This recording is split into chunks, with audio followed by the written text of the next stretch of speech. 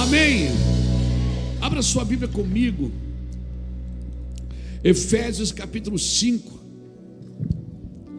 A minha recompensa é tua glória, vive em mim.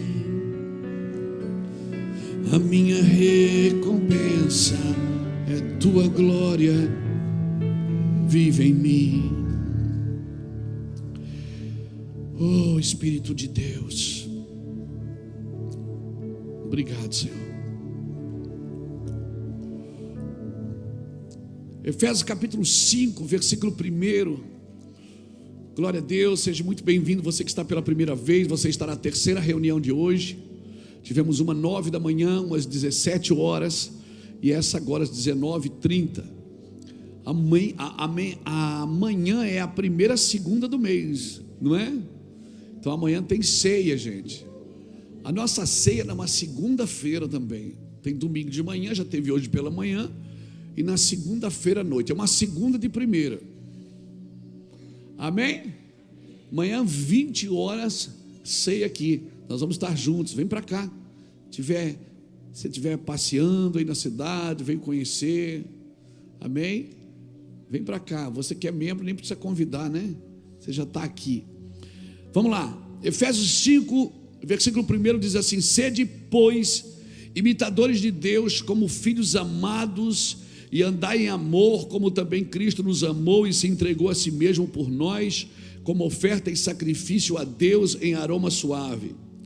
Mas a impudicícia, é isso? Impudicícia e toda sorte de impurezas ou cobiça, nem sequer se nomeiam entre vós, como convém aos santos, nem conversação torpes, nem palavras vãs ou chocarrices, coisas essas inconvenientes. Antes, pelo contrário, ações de graças. Sabeis, pois, isto: nenhum incontinente ou impuro ou avarento que é idólatra tem herança no reino de Cristo e de Deus. Ninguém vos engane com palavras vãs, porque por essas coisas vem a ira de Deus sobre os filhos da desobediência. Portanto, não sejais participantes com eles, pois outrora éreis trevas, porém agora sois luz no Senhor. Andai como filhos da luz, porque o fruto da luz consiste em toda bondade e justiça e verdade, provando sempre o que é agradável ao Senhor, e não sejais cúmplices nas obras infrutíferas das trevas, isso aqui é forte, hein, gente? E não sejais cúmplices das obras infrutíferas das trevas, antes, porém, reprovai-as, porque o que eles fazem oculto, o só referir é vergonhoso. Mas todas as coisas, quando reprovadas pela luz, se tornam manifestas, porque tudo que se manifesta é luz. Pelo que diz: desperta, ó tu que dormes, levanta-te entre os mortos, e Cristo te iluminará. Portanto, vede prudentemente como andais. Não como nécios, e sim como sábios, remindo o tempo, porque os dias são maus. Por esta razão, não vos torneis insensatos, mas procurai compreender qual a vontade do Senhor, e não vos embriagueis com o vinho, no qual há dissolução, mas enchei-vos do Espírito, falando entre vós com salmos, entoando e louvando de coração ao Senhor com hinos e cânticos espirituais, dando sempre graças por tudo a nosso Deus e Pai, em nome de nosso Senhor Jesus Cristo, sujeitando-vos uns aos outros no temor de Cristo. Aleluia. Dá glória a Deus aí, irmão, por essa palavra. Não precisava nem pregar depois de uma instrução dessa. Amém, irmãos? Depois de uma instrução dessa. Agora é claro, o camarada não pode pegar uma instrução dessa e levar para um outro extremo. Na Bíblia, irmão, todo extremo é perigoso. Na realidade, na vida todo extremo é perigoso. Obrigado, Jesus, pela tua palavra. Eu acredito que há uma simetria para que a gente encontre esse lugar no Senhor. E eu acredito também que o Senhor valoriza o relacionamento e o companheirismo. Então tem muita coisa que você não vai fazer ou deixar de fazer porque você leu. E porque você leu, você achou que é assim, vai fazer e vai executar. Não, eu acho que o relacionamento e o companheirismo com Jesus vai trazendo vida para aquilo que a gente está vivendo. O Senhor vai deixando as coisas claras para a gente. Para mim, esse é o fluxo da graça de Deus. E quando nós andamos nessa consciência, esse fluxo da graça de Deus, ele aumenta em nosso meio. E quando esse fluxo da graça de Deus aumenta em nosso meio, até as nossas petições, elas já começam a ser de acordo com a vontade de Deus. A gente já não pede mais por pedir, né? A gente já não vai para a oração com uma lista de compras na mão. A gente já pede segundo o coração do Senhor. E a Bíblia fala isso, né? Seja então suas petições conhecidas diante de Deus. E essa palavra aqui, ela é uma palavra que tem pesado muito no meu coração esses dias. Vede prudentemente como andais, não como necios, mas como sábios, remindo o tempo, porque os dias são maus. Remindo o tempo, porque os dias são maus. Andar como sábio, não como tolo. Qual é a diferença de um sábio e de um tolo? O Senhor está dizendo para a gente andar como sábio, remindo o tempo, porque os dias são maus. A diferença de um sábio e de um tolo está naquilo que ele faz com o seu tempo. Porque se é para mim remir o tempo, eu tenho que gastar tempo com aquilo que vai me deixar sábio. E o princípio da sabedoria, o que é? Qual é o princípio da sabedoria? É o temor do Senhor, irmãos. Por isso que tem gente que aprende, mas nunca chega ao conhecimento. Por quê? Porque não adianta eu aprender sem temor. Eu preciso temer a Deus corretamente para poder amá-lo completamente. E se eu o amo completamente, então eu também vou aprender a temer corretamente. Amor e temor caminham juntos, porque não é um convite para ter medo, é um convite para temer. Não é para ter medo, porque no amor não há medo. Temer é tratar com reverência aquilo que é santo, que é sagrado. É reverenciar, é fazer uma separação entre o santo e o profano. Se tu separares, Jeremias fala isso no capítulo 15, se eu não me engano, está na Bíblia, dos crentes. Se tu separar o precioso do vil, serás o meu porta-voz. Imagina, se tu separar o precioso do vil, serás o meu porta-voz.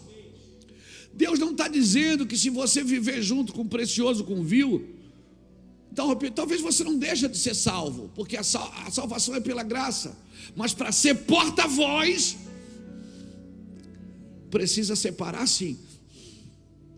Para ser alguém que vai representar, uma salva de palmas para os nossos irmãos da mídia. Aleluia. Oh, aleluia. Que não são os midianitas. Eles são da mídia, mas não são midianitas. Aleluia.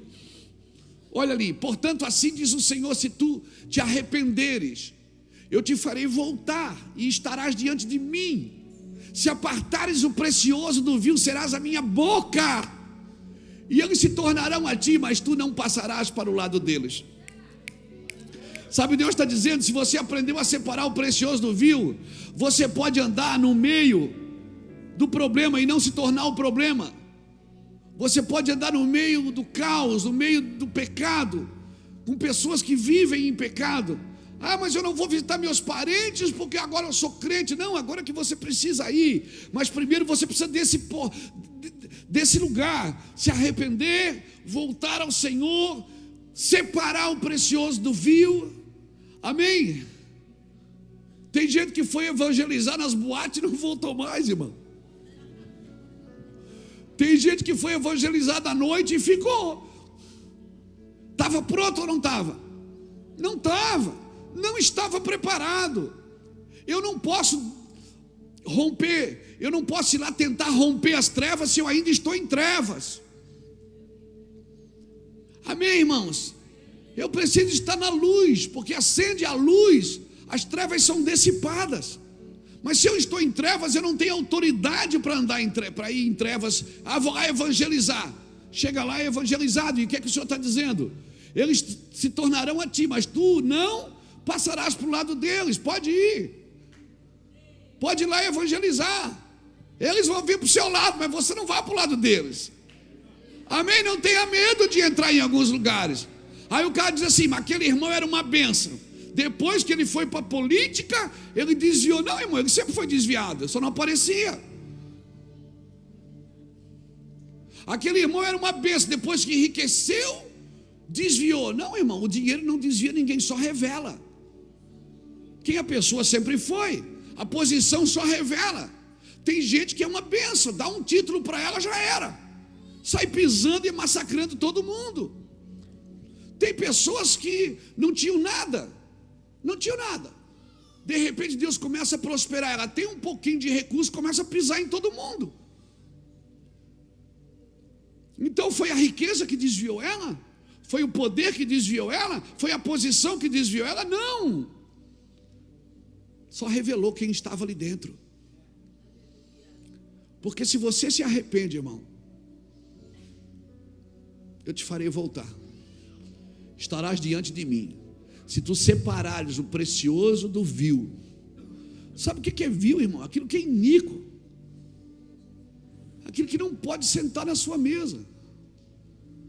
Aquilo que não pode estar diante de você.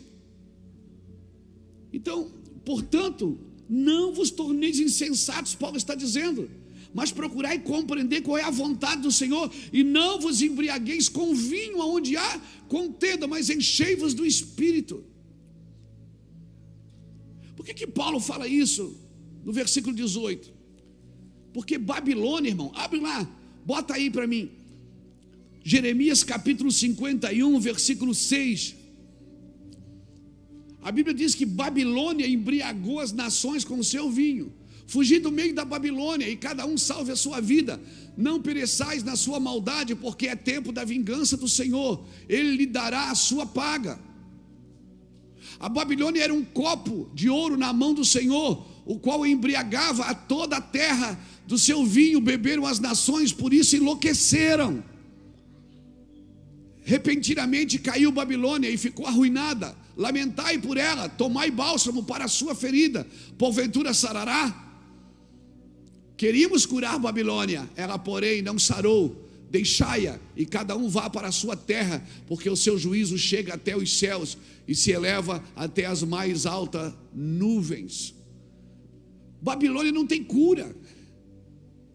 A Bíblia diz que a Babilônia entorpeceu as nações com o seu vinho, com a sua cultura, com a sua forma de trabalho, intelectualizando a fé. Eu sempre digo isso, a fé não é burra, mas a fé, irmãos, ela não pode ser intelectualizada, porque a fé é uma loucura. As nações embriagaram com o seu vinho, por isso Paulo disse: não vos embriagueis com vinho onde há contendas, vocês vão enlouquecer, se vocês ficarem presos nos ensinos de Babilônia. E o que é Babilônia? Babilônia é tudo aquilo que governa sem o padrão de Deus. Babilônia é todo o princípio, toda a forma governamental da terra. Quando a Bíblia diz que Deus odeia o mundo, Deus não odeia a criação, Deus odeia o sistema, porque o sistema é babilônico. O sistema é babilônico, irmãos. E já viu que Deus não tira ninguém de Babilônia? Ele tira do Egito. Do Egito ele foi buscar o povo, mas da Babilônia ele diz: foge daí. Ele disse: você quer ser um homem sábio, quer ser um homem inteligente, quer ser um bom homem de negócios? Não ande no sistema da Babilônia. Você tem uma mente que você precisa ser cheia do Espírito Santo. Sua mente precisa ser cheia do Espírito de Deus. É isso que ele está dizendo, ela não pode ser curada. Não adianta você, eu vou lá, porque eu vou entrar na política, eu vou curar a política. Não vai. Vai, Lapa, não vai. Minhas conversas com o pastor Lapa, quando ele era vereador, quando ele foi candidato a vice-prefeito de Itajaí, minhas conversas com o Lapa eram: e daí, Lapa? Ele disse: Luiz, Só Jesus, não tem o que fazer. O que a gente tem que fazer é poder servir as pessoas. Porque o sistema é podre. Por isso que todo o governo, todos os reis da terra se dobrarão um dia diante do Senhor. Você vai olhar, Alexandre o Grande vai estar lá naquele dia. Hitler vai estar lá naquele dia. Lenin vai estar lá naquele dia. Mussolini vai estar lá naquele dia. E todos os homens que usaram da massa para fazer do seu jeito, sem os princípios de Deus. Todo governo da terra que não usa os princípios de Deus é babilônico. E não tente curar a Babilônia. O Senhor diz: tira a tua cabeça daí, tira a tua mente daí. Mas eu tenho que ir lá, tem que ir lá. Tem que ir lá, tem que ir lá. Vai lá. Despeja o espírito que você carrega. Ensina as pessoas que você carrega. Eu quero declarar que Deus vai levantar homens e mulheres que vão lá na Babilônia. Mas como é que faz, pastor? Se o Senhor diz que é para... Deus está mandando fugir. Agora, se você volta no capítulo 50.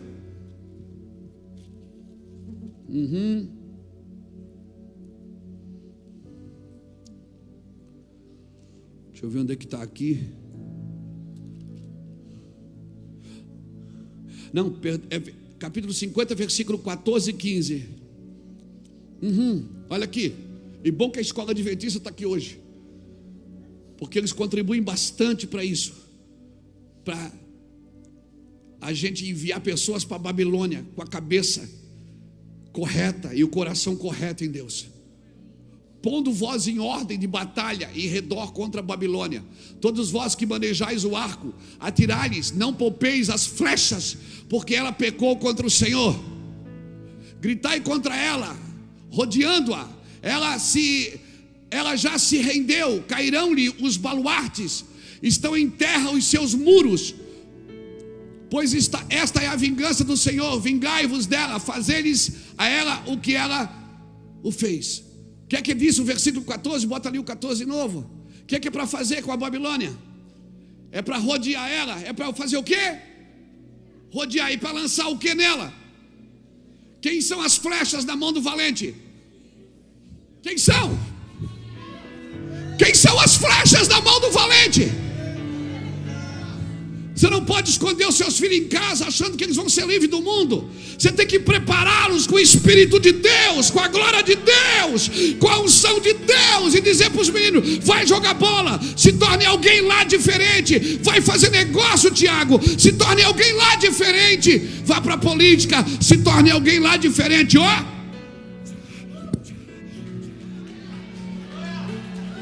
Eu quero declarar uma geração de filhos ungidos, curados, abençoados. Eu estou profetizando. Como é que faz com Babilônia? Lança as flechas, rodeia ela e lança as flechas. Não adianta querer segurar os meninos na igreja. Vem cá, está na igreja. Não, você tem que preparar eles na igreja para enviá-los para a educação, para a política, para o esporte, para os negócios, para os business. Isso, nós queremos declarar, sim, que os maiores empresários do mundo se tornarão empresários. Os maiores do mundo são aqueles que foram preparados pelo Espírito de Deus, que não se embriagaram com Babilônia. Só pode ser lançado em Babilônia aqueles que não se embriagam em Babilônia, aqueles que são cheios do Espírito de Deus. Deus não precisa de você sem o Espírito Santo. Deus até te ama, mas sem o Espírito Santo Ele não precisa de você.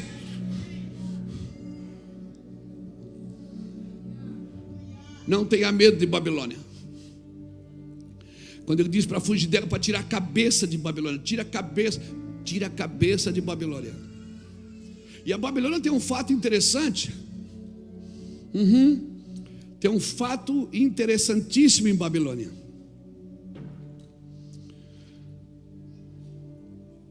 Que na Babilônia nasceu as sinagogas.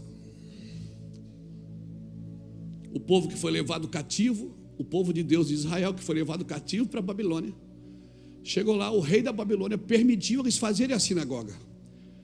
Então você ia na sinagoga,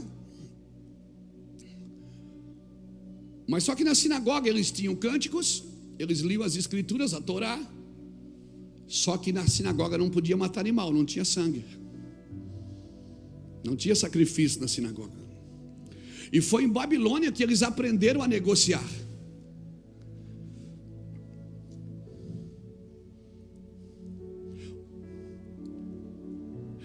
Foi em Babilônia que eles aprenderam a negociar. Então o que é que a Babilônia ensinou para o povo de Deus? Ensinou a negociar. Eles aprenderam a negociar, mas desaprenderam a sacrificar.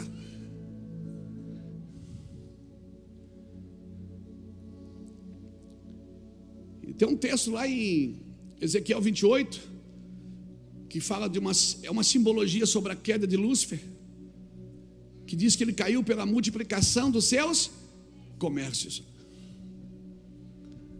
Então Babilônia, ela vai te ensinar muita coisa que aparentemente parece ser boa, mas se você não tiver o Espírito governando a sua mente, governando o seu coração, as suas intenções, é bem provável que você se perderá e se lambuzará com as riquezas de Babilônia. Deus não tem problema de levar pessoas para a Babilônia. Deus não tem problema de você se tornar uma grande voz em meio de Babilônia. Só que a Babilônia tem esse projeto contra você. Ela vai te ensinar a negociar, mas vai tirar de você aquele princípio do sacrifício, da vida sacrificial. Na Babilônia não tinha sacrifício, não tinha sacrifício, não tinha sangue. Não tinha sangue, não tinha remissão. Você está entendendo? Eu estou forçando um pouquinho a barra? Não, é só para trazer um pouco de clareza. Quando Paulo ensina aos Efésios, no capítulo 5, ele diz, no versículo 18, não vos embriagueis com vinho. Aí tem o cara no púlpito que vai e diz, você não pode tomar uma taça de vinho que vai para o inferno. Não é isso que a Bíblia está dizendo. Tem uns que não podem mesmo. Não deve mesmo. Por quê? Porque bebia para ficar bêbado. Então não bebe mais, por favor. Não estraga a sua vida. Você já perdeu tudo na vida porque bebia. Por que vai arriscar de novo? Não come nem bombom que tem licor dentro. Por quê? Porque você já teve problema nessa área. Amém? Sansão matou um leão, não matou? Rasgou o leão no meio. Quando ele voltou, o que é que tinha dentro do leão? Mel. O que é que ele fez com mel? Comeu. Deixa eu te dar um conselho. Não volte para comer mel de leão que você já matou. Não volte para comer mel de coisas que você já resolveu na sua vida. Você tinha problema com imoralidade? Não assista aqueles filmes picantes. Você tinha problema com pornografia? Não assiste, por quê? Porque você foi livre, você foi liberto.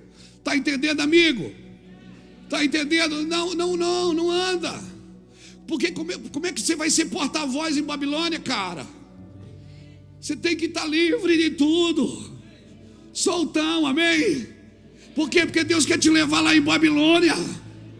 E você não pode negociar com Babilônia princípios e valores. Você não pode dever nada na Babilônia, não pode ficar uma moeda. Amém? Porque quando Deus tira o seu povo, até a unha, ele diz, Moisés disse, não vai ficar uma unha no Egito. Quem quis ficar em Babilônia e não voltou para restaurar, Jerusalém, vai ficar em Babilônia. Agora aprenda uma coisa, quem é que restaura Jerusalém? Quem é que restaura o lugar da promessa? Quem é que restaura o templo do Senhor? É os cativos que saem de Babilônia. Por isso que nós temos que lançar flechas em Babilônia, porque tem muitos cativos em Babilônia que nunca vão entrar numa igreja. Então a igreja precisa lançar suas flechas em Babilônia, pegar esses caras de lá, tirar essas pessoas de lá e trazer, dizer, eu vou te levar para um lugar que é muito melhor do que isso que você está vivendo. Amém? Agora como nós vamos entrar em Babilônia se nós não estamos puros de coração, limpos de mão e puros de coração? Quem subirá ao seu monte? Quem permanecerá no seu santo lugar?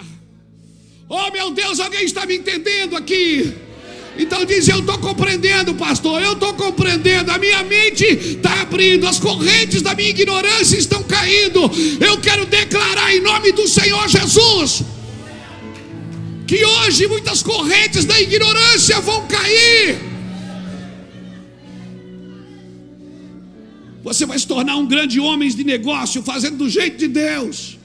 Você vai se tornar um grande vendedor fazendo do jeito de Deus. Você vai se tornar um grande atleta fazendo do jeito de Deus.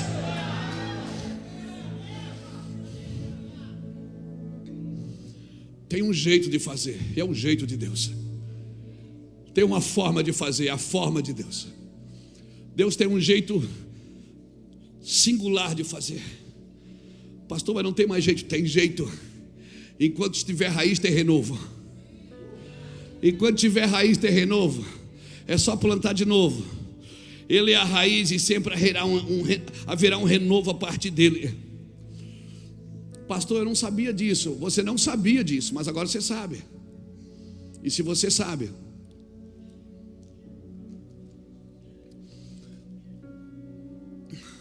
há muito mais condenação para quem já sabe, irmão.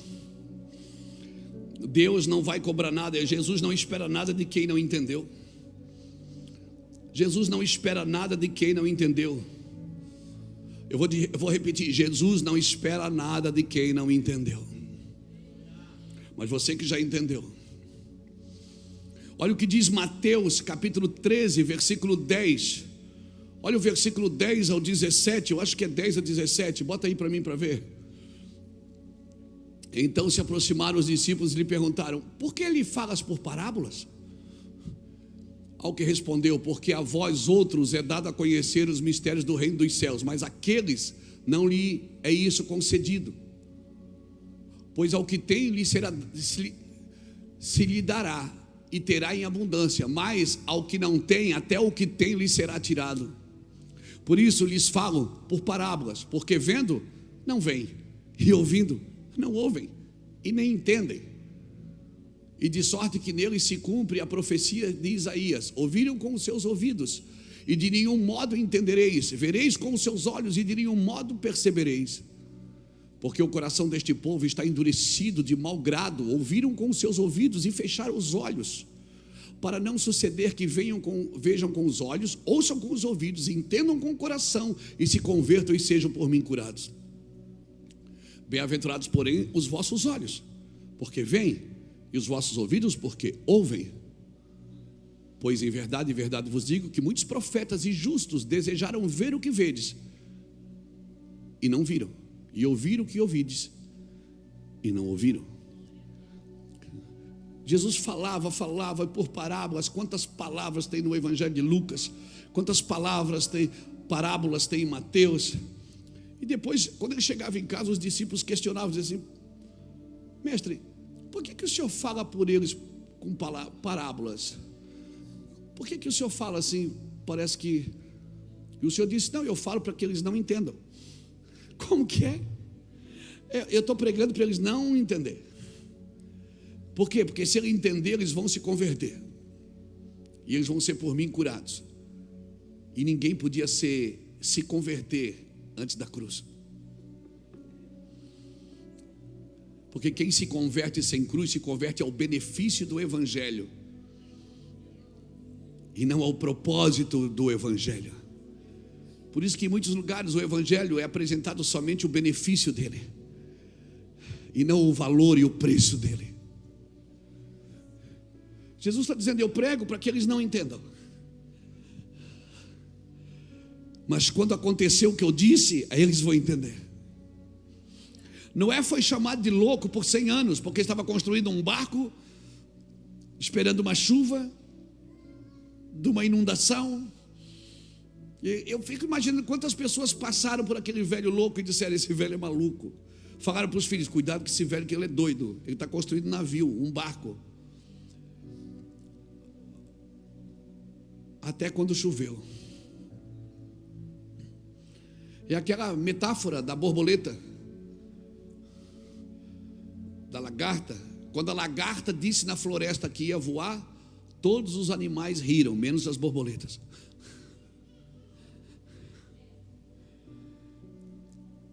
Sabe, você é chamado de louco até chegar o dia. Esse é o problema de muita gente. Porque para guardar a sua reputação, ele vai dando jeitinho no Evangelho, Saulo, para que as pessoas não tenham ele como desequilibrado, como um pastor louco. Mas enquanto você não for tido como louco, você não entendeu o que é o reino de Deus. Porque o evangelho é loucura para vós outros, mas não para aqueles que entendem que é o evangelho. Por isso que muitos pedem sinais, outros querem uma explicação melhor. Eu sou bombardeado na internet com perguntas. Pastor, eu não entendi. A pessoa quer crer só depois que entende. E o Senhor diz: o que eu faço agora tu não entendes, mas tu tens que entender depois. Você quer ter que entender para crer. Quando Deus diz, você não vai entender. Você quer compreender tudo. Assim como tu não sabes o caminho do vento, nem como se formam os ossos no ventre de uma mulher grávida, assim tu não sabes a obra de Deus que faz todas as coisas. Por isso de manhã semeia a tua semente, de tarde não retires a tua mão, porque tu não sabes qual que vai prosperar, se essa ou aquela. Marcos 4:26, o reino dos céus é semelhante a um homem que lança semente na terra e vai dormir, não sabendo ele como a terra por si mesmo frutifica. Primeiro a erva, depois a espiga e por último o grão cheio na espiga. Você quer compreender tudo, cara, você não vai compreender. Por quê? Porque Deus quer que você creia para compreender, não que compreenda para crer. Porque não há fé nisso.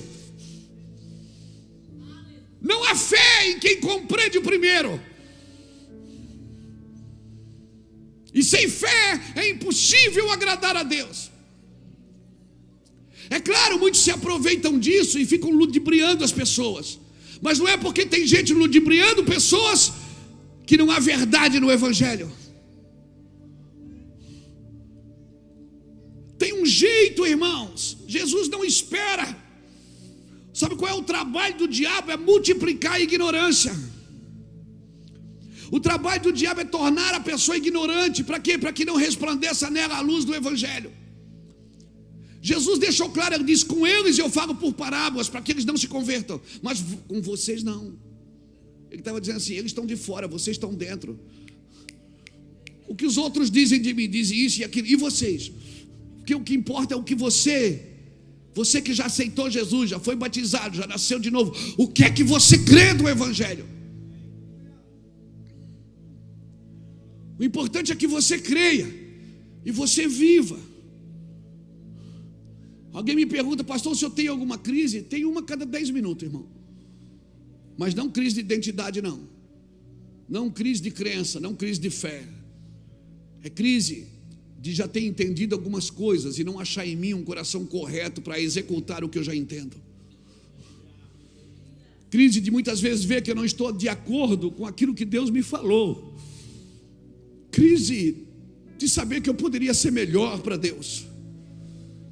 Eu poderia me dedicar mais ao Senhor. Eu poderia fazer coisas sobrenaturais. Eu poderia andar em lugares sobrenaturais. E às vezes Deus me dá uma verdade e eu olho em mim e não acho um coração adequado para viver aquela verdade. Então essa é a minha crise.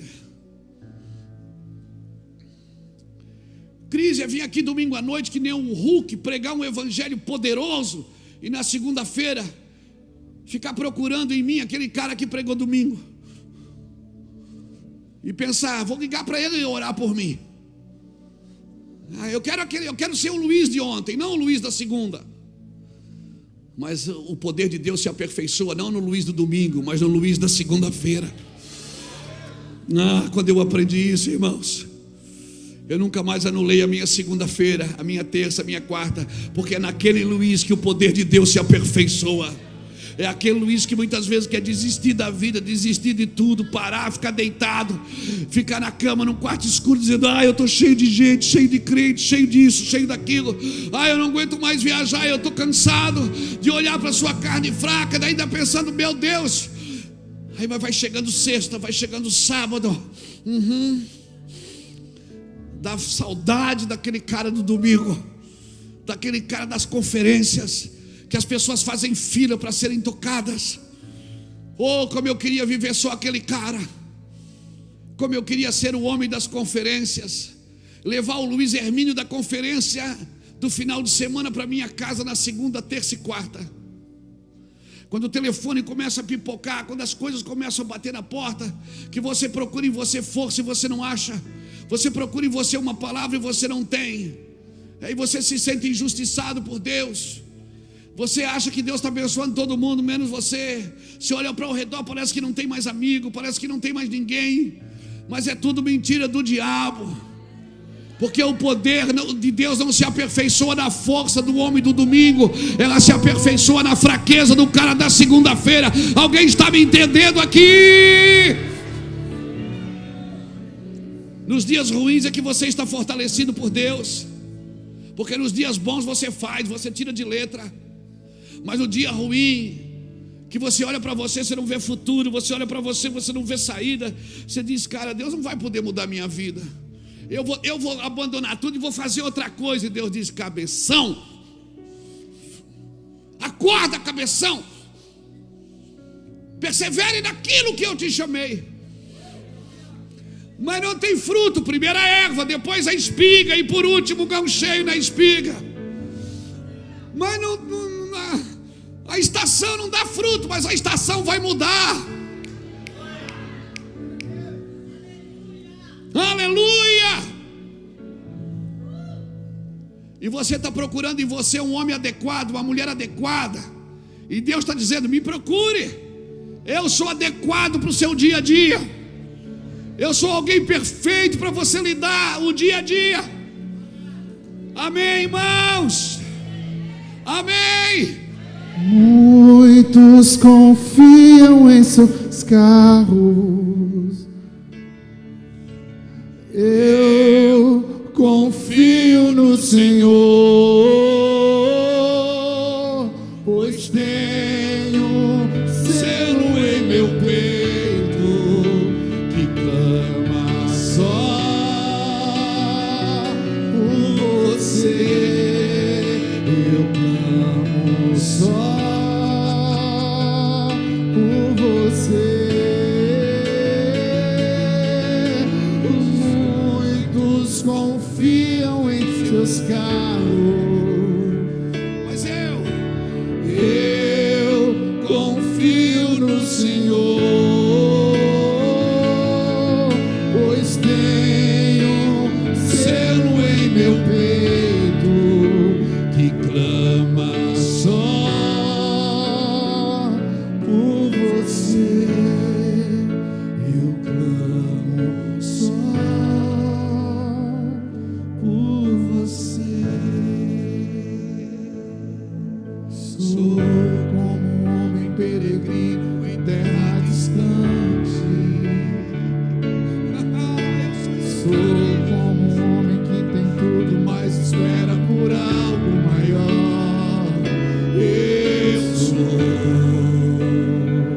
só Deus. Eu sou só Deus. sim, Eu sou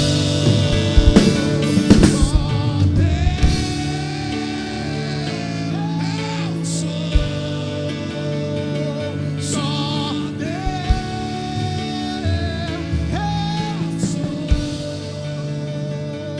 Só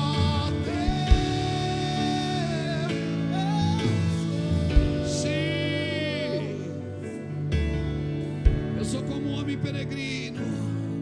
Sou como um homem peregrino em terra distante. Eu já tenho tudo, mas eu quero Sou mais. como um homem que tem tudo, mas espera por algo maior. Eu sou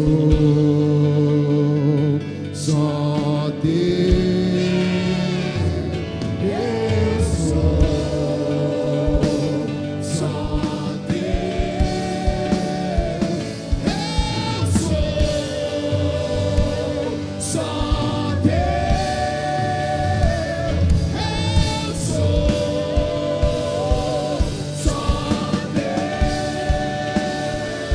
Eu sou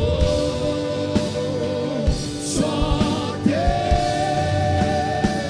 Eu sou só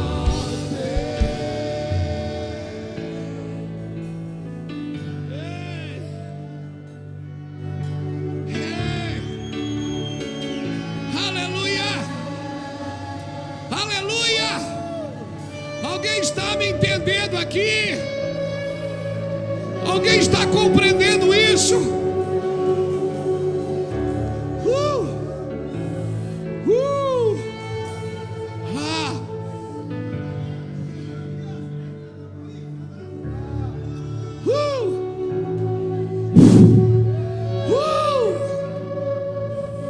Nem milhares de anos vão tirar meus olhos do meu amado.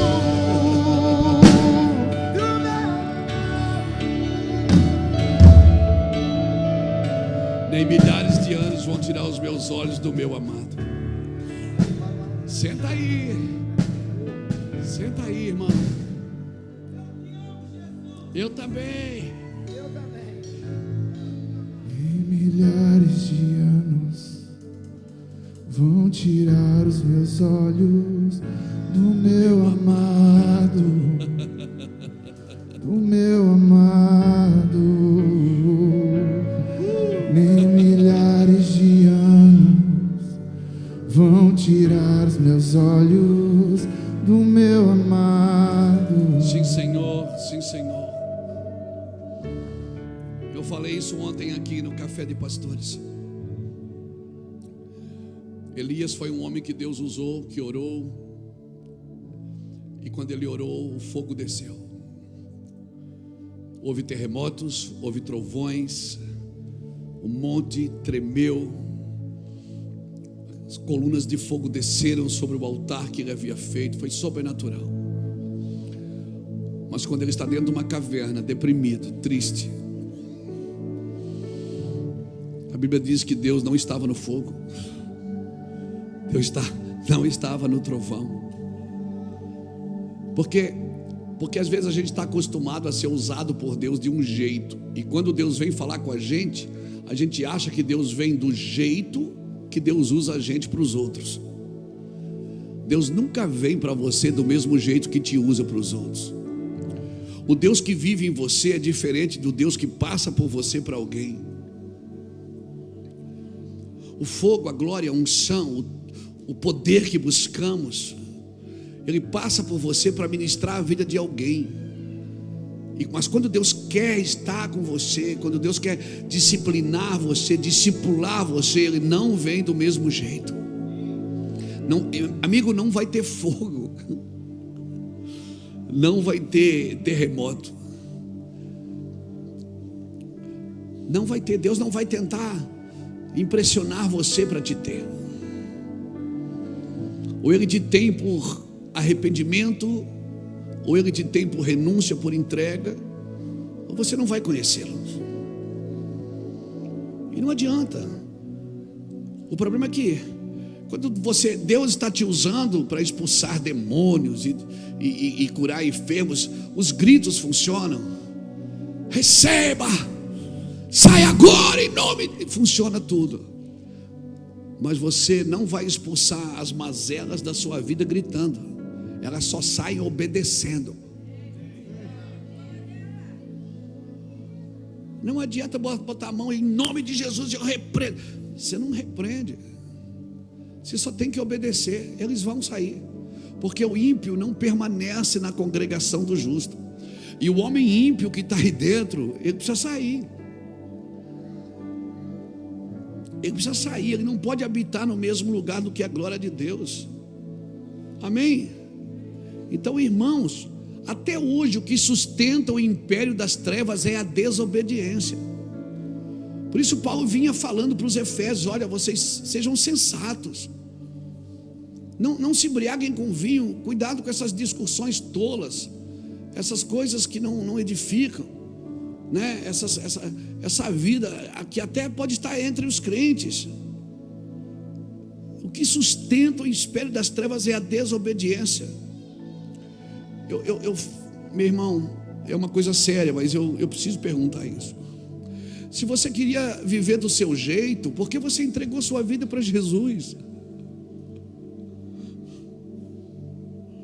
Se você queria viver do seu jeito, curtir a vida adoidado, fazer do seu jeito, viver uma vida sexual impura, se você queria viver fazendo negócios ilícitos, por que você veio para Jesus, porque com Jesus não vai conseguir fazer isso. Você não vai dar continuidade. Se você queria viver do seu jeito, você não pode ter Jesus. Não, mas Jesus me ama. Isso é verdade, Ele te ama. Aqui o erro aqui é que você não o ama o suficiente para abandonar as coisas. A questão é que você não ama o suficiente para largar a imoralidade. É que você não o ama o suficiente para dizer não. Não me olhe assim. É verdade, eu estou falando com você o que Deus falou para mim há anos atrás. E vem falando constantemente. Você me ama o suficiente para deixar isso? Você me ama o suficiente para viver dignamente comigo? Você me ama o suficiente para não manipular pessoas, não controlar a vida delas? Você me ama o suficiente para não fazer mal para os outros? Você me ama o suficiente para viver um evangelho de verdade? Você me ama o suficiente, Luiz? Ou você só quer ser usado por mim e tirar algumas fotos no final do culto?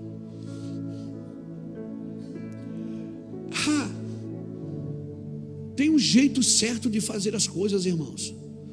Paulo vem nos convidando, ele diz, não vos embriagueis com vinho onde há contenda, mas enchei-vos do Espírito, cantando, glorificando, exaltando. Irmão, Jesus não espera nada de quem não entendeu. Mas você que já está aqui dentro, você já entendeu, cara. E se você já entendeu, você só suja o pé se quiser. Pastor, é difícil, o diabo se levantou. Não foi o diabo que se levantou, foi você que se jogou. Porque o trabalho do diabo é se levantar contra todo aquilo que é ungido de Deus. Mas os que são nascidos de Deus, a Bíblia diz que o maligno não lhe toca.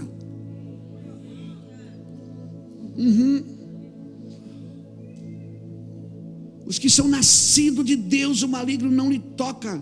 Você está dentro. Eu não vou falar com você por parábolas. É isso que Jesus está dizendo.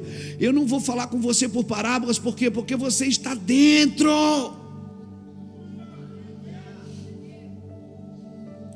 Porque quando ressuscita, Ele não apareceu para os de fora, Ele apareceu para os de dentro primeiro. E foi aos de dentro que Ele chamou para cuidar da igreja. Foi os de dentro que Ele chamou para sacrificar por Ele. Ele não cobra nada dos ímpios. Não adianta você ir para as praças gritar que Jesus está voltando e o ímpio vai sofrer. Não, irmãos. Eu acredito que quem sofrerá são os crentes irresponsáveis.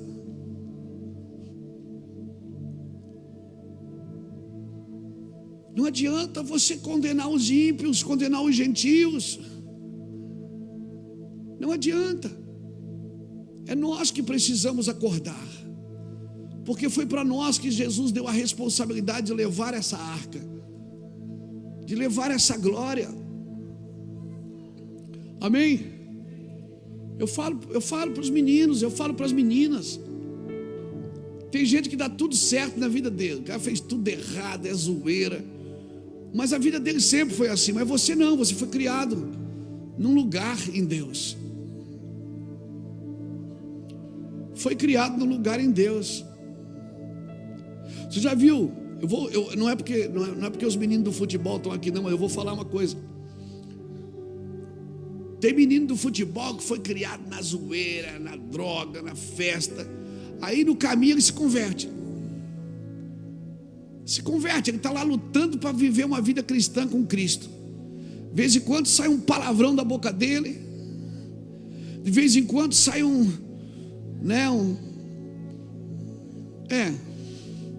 sai. Mas ele é ímpio.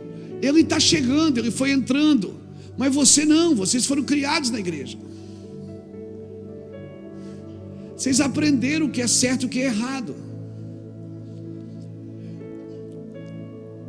Então você vai ver muita gente grande no esporte, por exemplo, que era para estar lá no alto, no auge, e se perdeu no caminho. Por quê? Porque servia a Deus e se perdeu no caminho.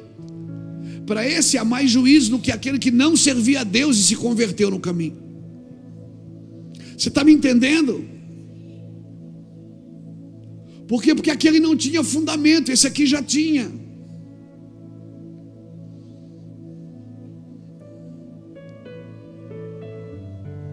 Então às vezes eu estou ligado, né?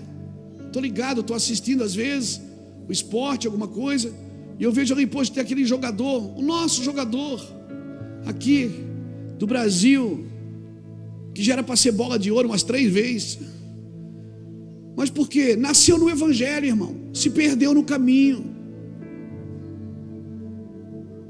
trocou o Evangelho por zoeira.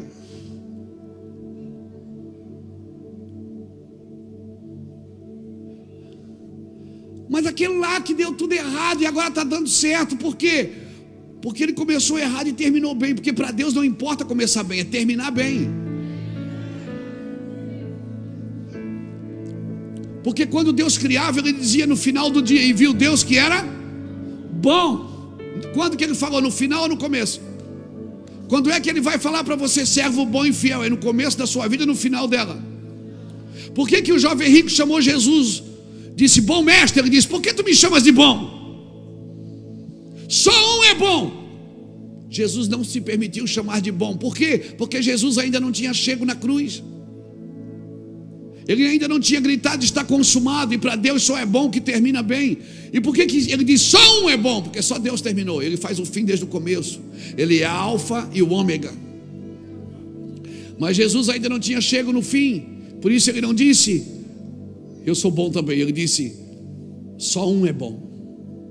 Então sabe, não tem ninguém bom e ninguém ruim perto de você, até que termine. Nada é bom e nada é ruim até que chegue ao fim. Você vai ver na sua vida muita coisa boa ficar ruim, e você vai ver muita coisa ruim ficar boa. Então eu vou te falar, por isso que a igreja é cheia de gente que era ruim. Se identificou, né? Lá na igreja, aqui na igreja só se encontram só os beozão. Era ruim, mas ficou bom no caminho. A maioria aqui é ex alguma coisa, irmão. É ou não é? É ou não é? Aí o cara diz, não, mas eu fui criado na igreja, ex-religioso.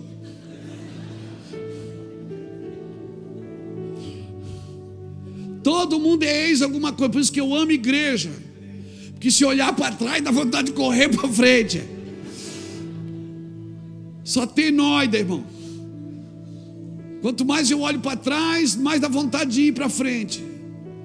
Aí fulano de tal pergunta, isso aí, fulano de tal está na tua igreja? Eu digo, está aí. Eu digo, é verdade, era mesmo. Eu era. Amém. Só que agora, irmãos, a nossa vida tem que mudar para a gente chegar bem no fim. E não crie falsas linhas de chegada achando que já chegou, porque ainda não chegou. Amém? Aquele que chegar até o fim não chegou ainda, irmão. Então seja sensato, querido. Eu quero deixar essa palavra para o seu coração e para a sua vida. Eu quero deixar essa palavra no seu espírito, para que eu e você sejamos ministrados por ela nessa semana. No que depender de você, irmão, muda as coisas.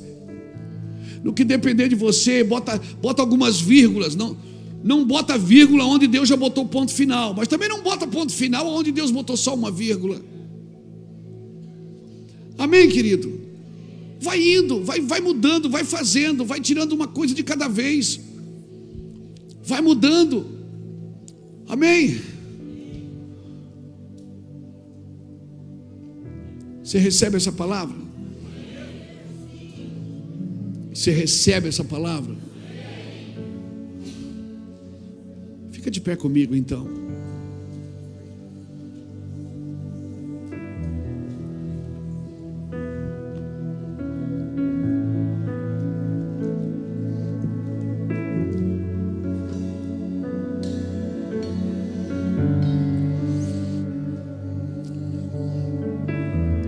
Hoje a palavra é para crente mesmo, né?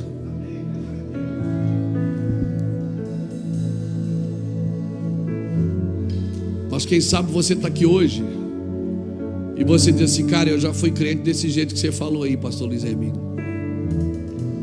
Só que hoje, rapaz, eu preciso de um renovo do Espírito de Deus. Preciso achar alguns lugares no meu coração e no coração de Deus que eu não acesso mais. Essa mensagem é para você. Se você está aqui, certamente você está. Seja corajoso, saia do seu lugar e venha aqui na frente. Nos deixa orar com você. Nós queremos orar por você para que Deus pegue você num lugar dele. Deus é o Deus de renovo, Deus de restauração. Eu me rasgo por inteiro, faço tudo, mas vem novamente. Eu mergulho na mirra ardente, mas peço que tua presença aumente.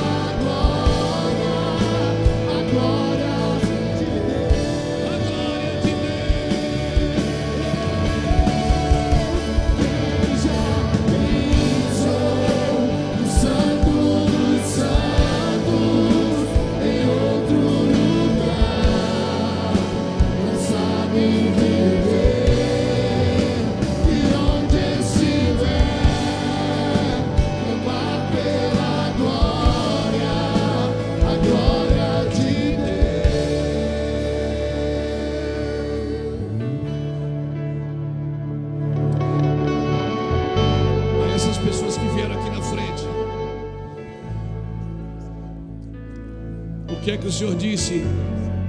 Para pegar um pouquinho de azeite e virar onde? Virar nas vasilhas vazias, não foi? Então eu quero pedir para você que tem um pouquinho de azeite ainda, sair do seu lugar, vir aqui. E esses irmãos que assumiram: pastor, eu preciso ser ministrado, eu preciso ser tocado, eu preciso acreditar mais, eu preciso ter fé naquilo que eu sempre tive, eu preciso acreditar no Senhor. Eu quero pedir que vocês saiam e orem por esses irmãos. Vem aqui, orem por eles, põe a mão sobre eles e ministrem. Olha, eu não tenho muito, é só um pouquinho de azeite, mas você ore por eles. Abençoe a vida deles. Isso, ministra na vida deles. Se você tem um pouquinho mais, despeja sobre essas pessoas. Despeja sobre eles. Despeja sobre eles.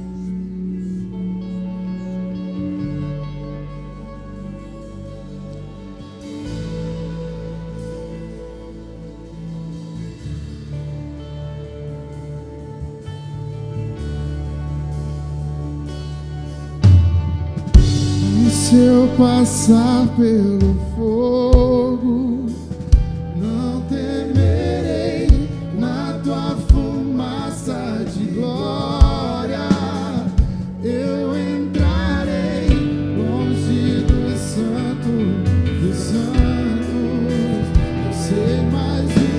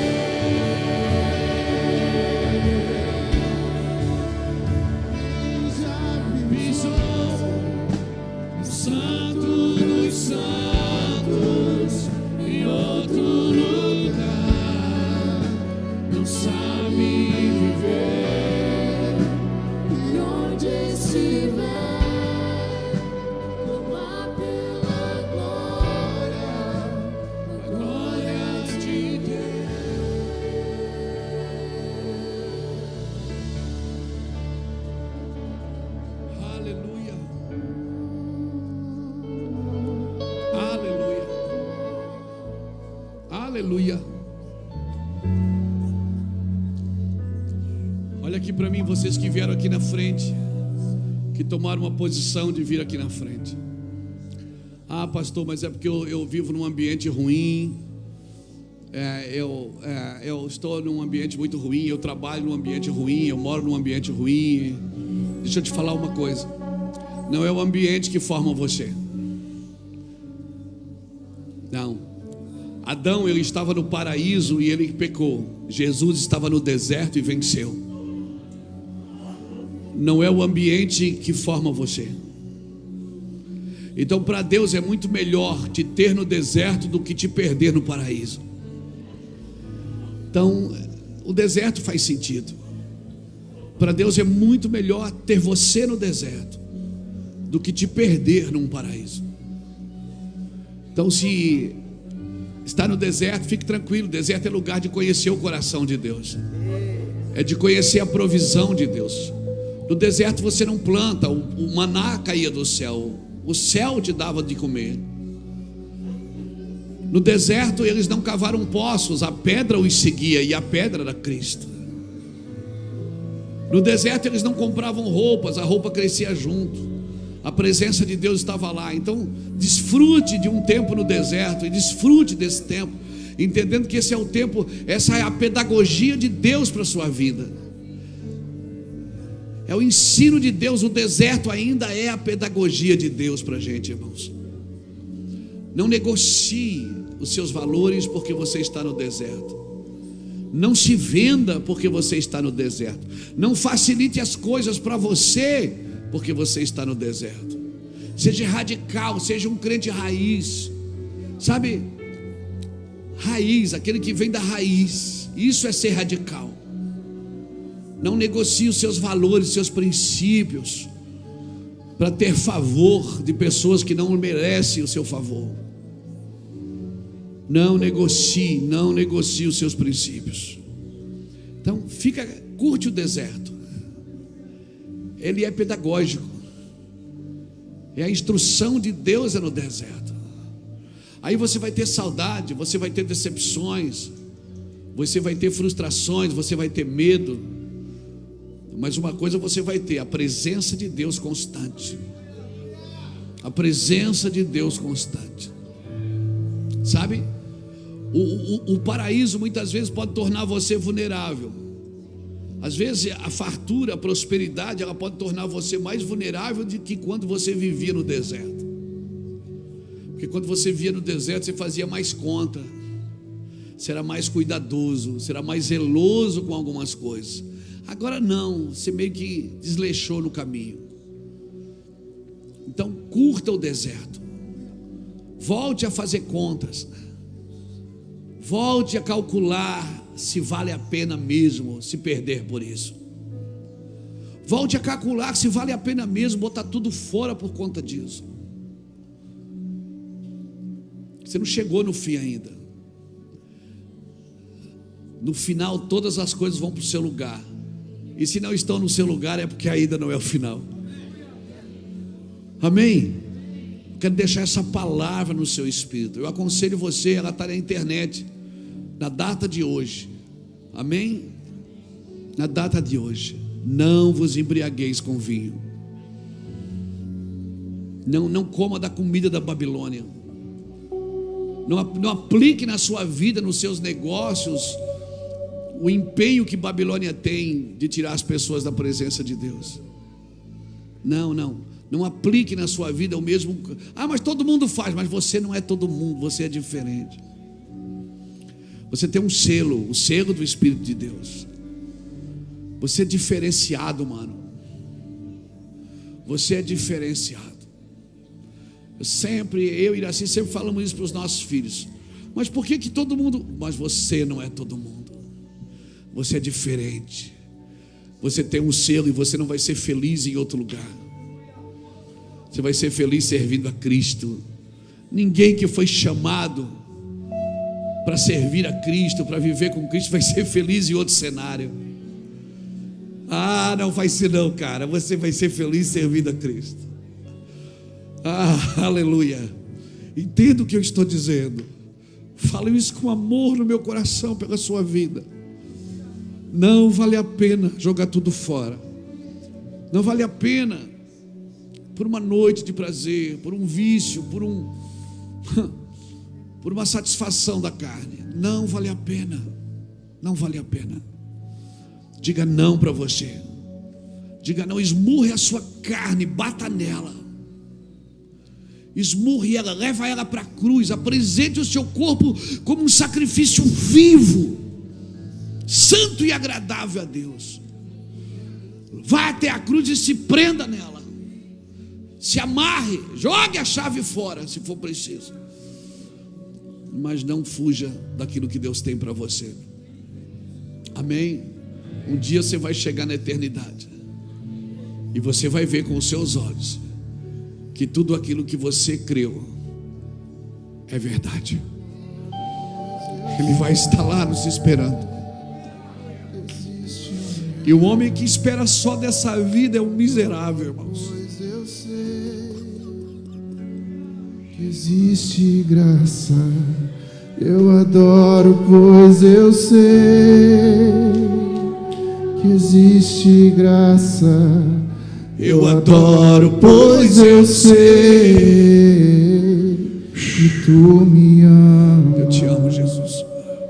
Que já Obrigado, Jesus, por essa noite.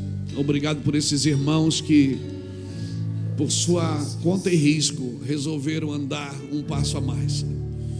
Tomaram uma posição de não recuar.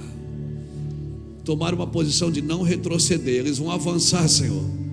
E eu creio que o Senhor vai honrar a sua fé. Mesmo sem sentir, você vai entrar. Mesmo sem sentir, você está recebendo isso. Oh, gloriosa graça de Deus. Glorioso amor de Jesus. Oh, gloriosa presença do Espírito de Deus.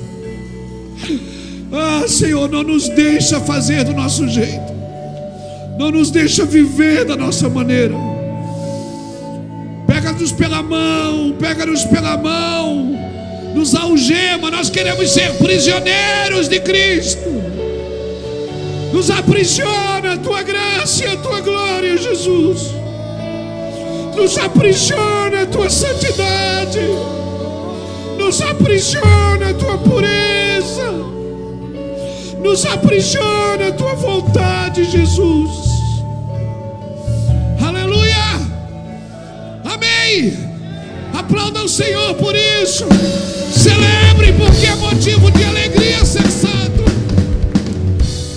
É motivo de alegria ser santo.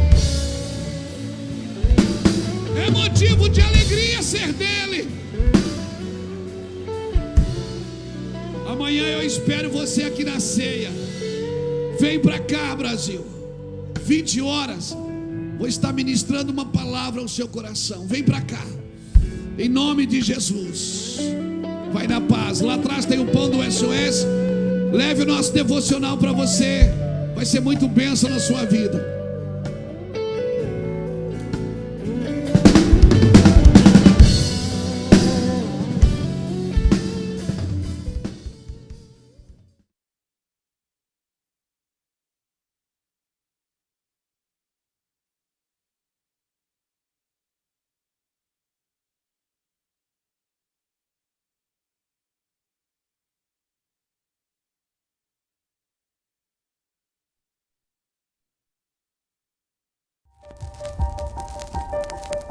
O Espírito do Senhor está sobre mim, pois que me ungiu para. Se você não entender para que é, não adianta nem buscar a unção. A unção vem para um objetivo, para uma função, para um serviço. O Espírito do Senhor está sobre mim, pois que me ungiu para. Eu não vou para o secreto para ver Deus, eu vou para Deus me ver. Porque eu não vejo Deus no secreto, num quarto sem ninguém. Eu vejo Deus no próximo. Eu vejo Deus quando eu estou estendendo a mão. Eu vejo Deus quando eu estou ajudando alguém. E antes de ligar a minha câmera, eu ligo o meu coração. Eu vejo Deus nas pessoas. Eu vejo Deus na criação. A criação manifesta. O firmamento anuncia as obras das suas mãos.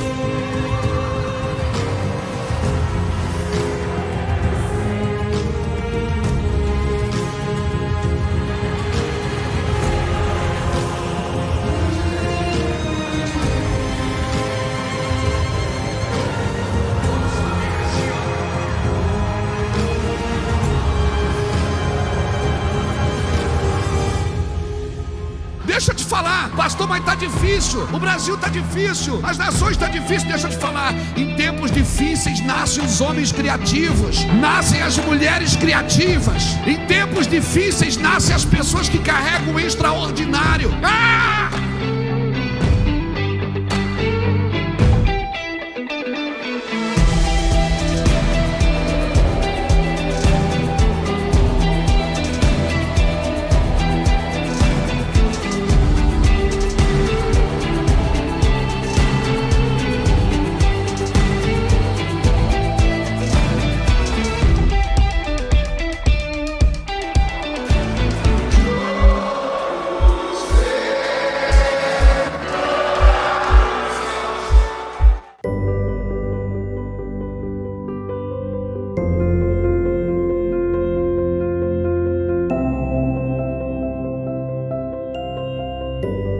O entendimento que o verdadeiro evangelho deixado por Cristo é cuidar da causa do órfão, da viúva e do necessitado, é que o Mevan, há 25 anos, reúne braços fortes com a missão de combater a vulnerabilidade presente em nossas sociedades. Operando em diversas frentes sociais, o Mevan Social hoje é composto pela Comunidade Terapêutica SOS Vida Jovem, pela Brigada do Reino e também pelo Centro Comunitário Mevan Social, onde, além da cozinha comunitária, Zilda Barbosa oferece outros serviços às comunidades carentes. De maneira a suprir uma necessidade básica de todo ser humano, o restaurante comunitário Zilda Barbosa tem como intuito servir um almoço de segunda a sexta, além de diversos outros serviços. Com as portas abertas desde 2007 e uma média mensal de 1.700 almoços e de 100 a 150 pessoas atendidas, a casa conta com uma mensagem transformadora que vai muito além de um prato de comida, mas de fé, esperança e amor. Agora estou aqui na Brigada do Reino, uma ONG cristã que atua desde 2010, com crianças, adolescentes e jovens de 7 a 17 anos, com métodos semelhantes ao do escotismo, que tem como finalidade a manifestação do reino de Deus para a transformação de vidas. Com base bíblica, ministramos atividades lúdicas, ao ar livre e em acampamentos, auxiliando a formação de caráter e descoberta de suas aptidões físicas, intelectuais e espirituais. E para finalizarmos, estou aqui no SOS Vida Jovem, fundado em 1998. Como o próprio nome já sugere, foi criado para ser uma voz para aqueles que não têm voz. A comunidade terapêutica, com atuação há mais de 23 anos, luta todos os dias contra a dependência química em todas as suas esferas, visando a transformação do indivíduo na família e na sociedade. O sítio comporta 60 internos, além de biblioteca, área de lazer, área de estudos, casa administrativa, hortas e também as lagoas para a piscicultura. Cuidar do órfão, da viúva e do necessitado é mais que uma tarefa, é uma comissão a todos nós. Sendo assim, se alguma das ações que compartilhamos aqui neste vídeo tocou o seu coração de uma forma diferente e fez sentido para você, te convidamos a nos conhecer mais de perto e, quem sabe, fazer parte conosco do avanço do reino. Caso seja do seu desejo ser parte do voluntariado de algum dos projetos ou se tornar um investidor nesta obra, entre em contato com nossa equipe pelo telefone 47 3405 5800 ou através das nossas redes sociais, @mevansocial. E se você desejar contribuir financeiramente nos nossos projetos, temos as opções por depósito via Pix, pix@institutohumanitario.org.br, ou você pode escanear o QR Code. Lembrando que nossos projetos são mantidos 100% pela Casa Mevan e seus apoiadores. Que Deus lhe abençoe grandemente e vamos juntos cooperar para a expansão do reino.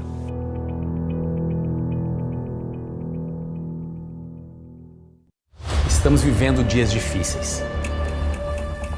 Jesus disse em Mateus 24 que um dos sinais da sua volta seria o aumento da iniquidade e o esfriamento do amor de muitos.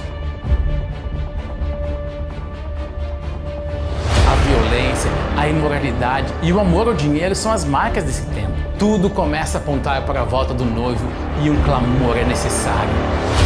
Maranata!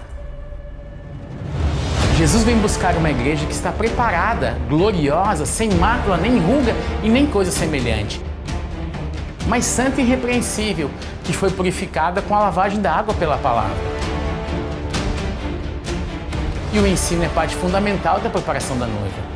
Sem o ensino verdadeiro, veremos pessoas imaturas na fé, inconstantes e levadas por todo vento de doutrinas. E também está como ponto essencial na grande comissão, quando Jesus disse, ensinando-os a guardar todas as coisas que vos tenho ordenado. E o Ministério Mevan, há mais de 22 anos, serve a Igreja de Cristo no Brasil e nas nações. Nosso ensino tem como alvo gerar luz na mente e fogo no coração das pessoas. E através dos núcleos de ensino do Mevan Academy, muitos ministérios têm preparado seus membros e capacitado sua liderança. São conteúdos que vão desde os fundamentos da fé até a liderança no Novo Testamento.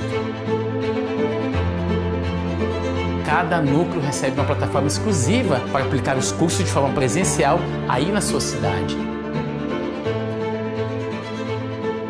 Tudo de uma forma simples, leve e acessível.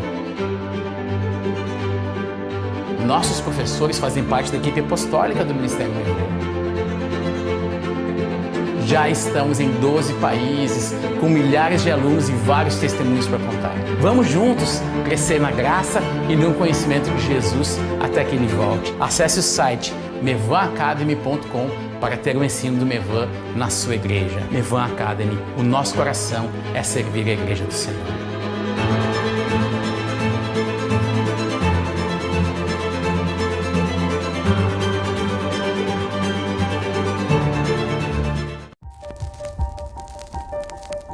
O Espírito Espírito do Senhor está sobre mim, pois que me ungiu para. Se você não entender para que é, não adianta nem buscar a unção. A unção vem para um objetivo, para uma função, para um serviço. O Espírito do Senhor está sobre mim, pois que me ungiu para. Eu não vou para o secreto para ver Deus, eu vou para Deus me ver. Porque eu não vejo Deus no secreto, num quarto sem ninguém. Eu vejo Deus no próximo. Eu vejo Deus quando eu estou estendendo a mão. Eu vejo Deus quando eu estou ajudando alguém. E antes de ligar a minha câmera, eu ligo o meu coração. Eu vejo Deus nas pessoas. Eu vejo Deus na criação. A criação manifesta. O firmamento anuncia as obras das suas mãos.